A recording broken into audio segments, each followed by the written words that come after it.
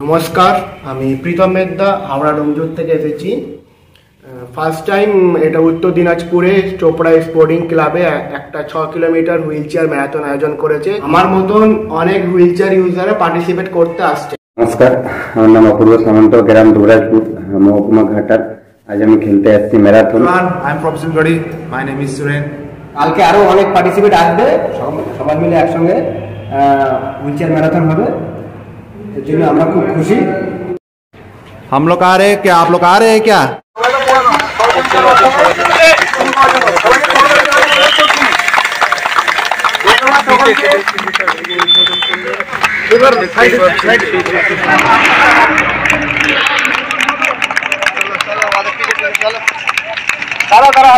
যে marathon wheel chair ম্যারাথনের আয়োজন করেছে তা কিন্তু শেষ মুহূর্তে এসে পৌঁছে গেছে।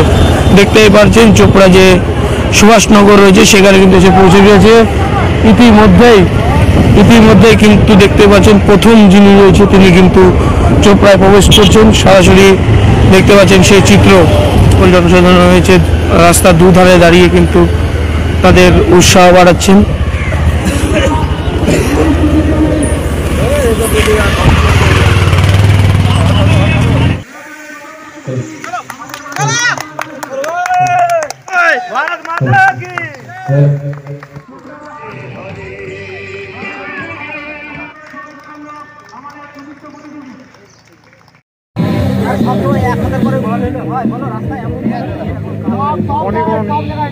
চোপড়া রয়্যাল স্পোর্টিং ক্লাবের ম্যারাথন হুইল চেয়ার ম্যারাথন প্রতিযোগিতার পুরস্কার বিতরণী অনুষ্ঠান।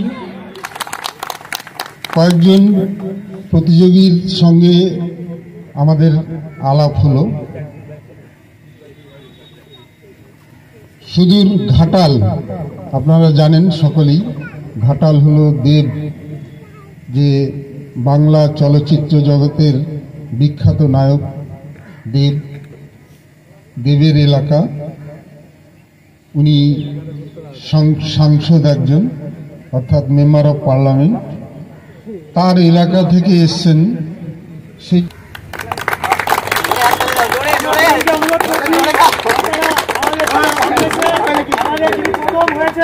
অপূর্ব সামন্ত ঘাটাল, ওনাকে পুরস্কৃত করুন। সবাই হাততালি মাধ্যমে পুরস্কৃত করছেন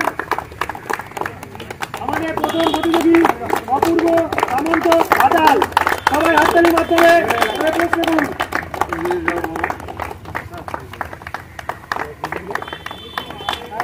আমাদের এই প্রতিযোগীদের মধ্যে ওনাদের মধ্যে একটু আমরা শুনে নিব ওনাদের এক্সপিরিয়েন্স, কিভাবে কি করছে। আমরাও চোপড়ায় প্রথম একটু শুনবো।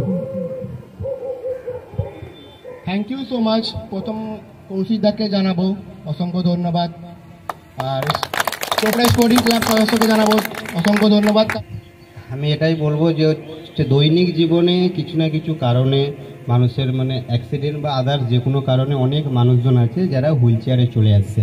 তো ভাবছি আমার লাইফটা শেষ, দ্যাট ইজ রং।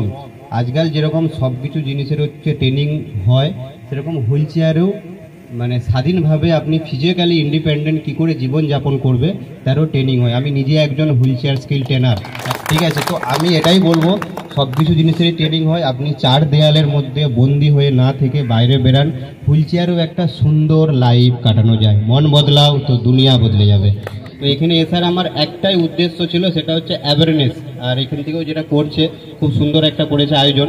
অ্যাওয়ারনেস এই কারণে অ্যাওয়ারনেস যে আমাদের ভারতবর্ষে বিশেষ করে পশ্চিমবাংলায় অনেক মানুষজন আছে তারা জানেই না যে হুইল চেয়ারেও খেলাধুলা হয়।